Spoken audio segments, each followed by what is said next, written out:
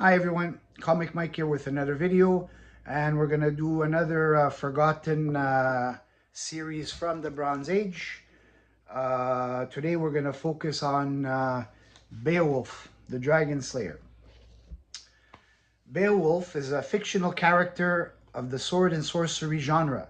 He debuted in DC under the title Beowulf, the Dragon Slayer in 1975, created by Michael Uslan and Ricardo Villamonte. After this series, which only ran 6 issues, it didn't appear again in DC until like 30 years later, where it reappeared in Wonder Woman issue number 20 from July 2008, where she recruits the Stalker and Claw, the Unconquered, along with Beowulf on a mission to slay the demon Lord Dugirth. Now that storyline runs for issue number 20, 21, 22, and 23. I don't have those, but I might try to get those. Now, this series in the mid-70s was part of the popularity of the sword and sorcery genre, there were several titles that DC launched in the early to mid-70s, and some in maybe 78, where it was very popular, but then none of these series actually lasted very long. And then once we got to the late 70s, was very few characters of this kind of genre. Maybe maybe Warlord was probably the one that lasted the longest of these kind of series. So basically the storyline of this is on the way to slay the Grendel, because Grendel is a very important character in the Beowulf story. There were movies made, novels written, and it was always like Beowulf and the Grendel. So on his way to slay the Grendel, he takes a detour into the underworld and he rescues a Swedish warrior named Nanzi. And on the way in this journey, he encounters characters like Dracula, a mysterious tribe, lost tribe of Israel, Ulysses, Egyptian, Sumerian, space aliens, and the lost city of Atlantis. And in the final issue, he travels from Atlantis to Crete, where he fights a Minotaur. So very interesting storyline. Now, I'm going to look at issue number 1. Really cool cover. Script by Alan Asherman. Cover by Ricardo Villamont, and also interior art by Ricardo. Really nice cover. And that's the character Nanshi.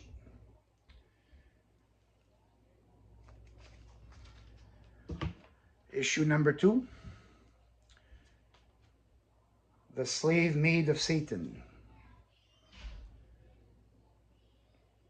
Another cool cover, like a dragon here. Script by Michael Uslan, cover and art by Ricardo Villamont.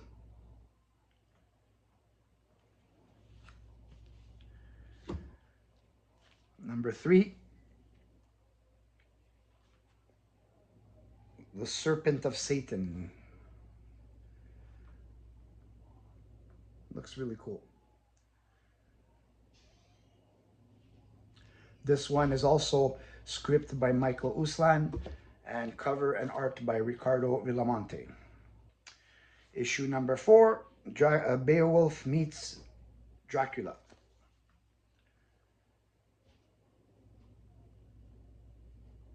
Now, the way they make Dracula look, I mean, it doesn't look like the typical vampire that we would have seen in the movies or in other comic books where it was a vampire. He looks more like, I think they were trying to capture the Vlad the Impaler kind of look with that. But still, really nice looking cover.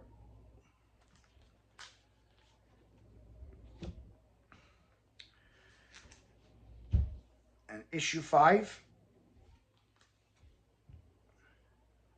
This one is covered by Dick Giordano, interior art by Ricardo Villamonte, and story by Michael Uslan. This is where we go to the Egyptian, Sumerian, alien kind of stuff. So it's always cool that they bring in some alien aspect into into like a sword and sorcery kind of storyline.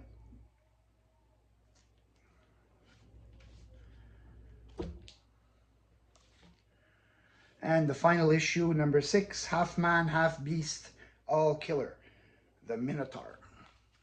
This is where he travels to the island of Crete.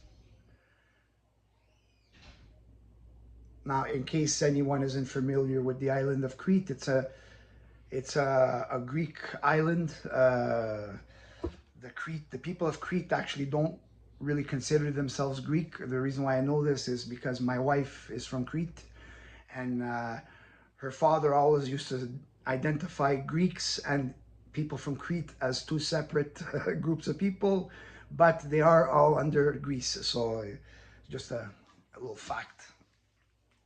So anyways, this is another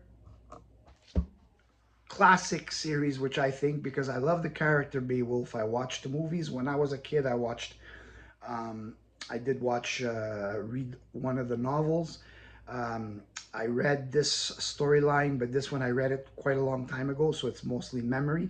I'm gonna reread it again because I would like to buy the Wonder Woman series that features Beowulf. So I just want to get my refreshed on this character, and see this character.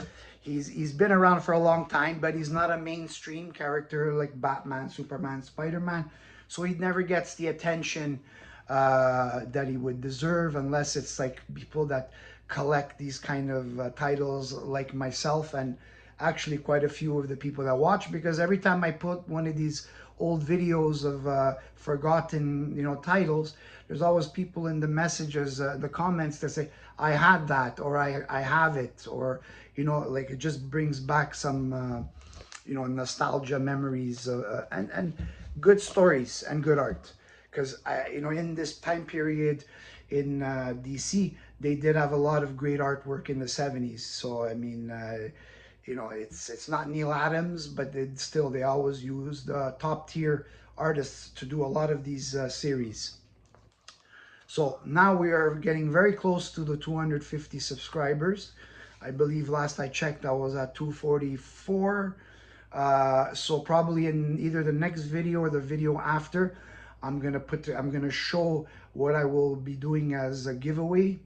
And then once we pass the 250, then I'll choose a date and see how we're gonna do this giveaway. So that's it for this video. If you like the content, please like and subscribe. And if you have anything you want to mention or say, leave a comment. Thanks a lot and have a great day.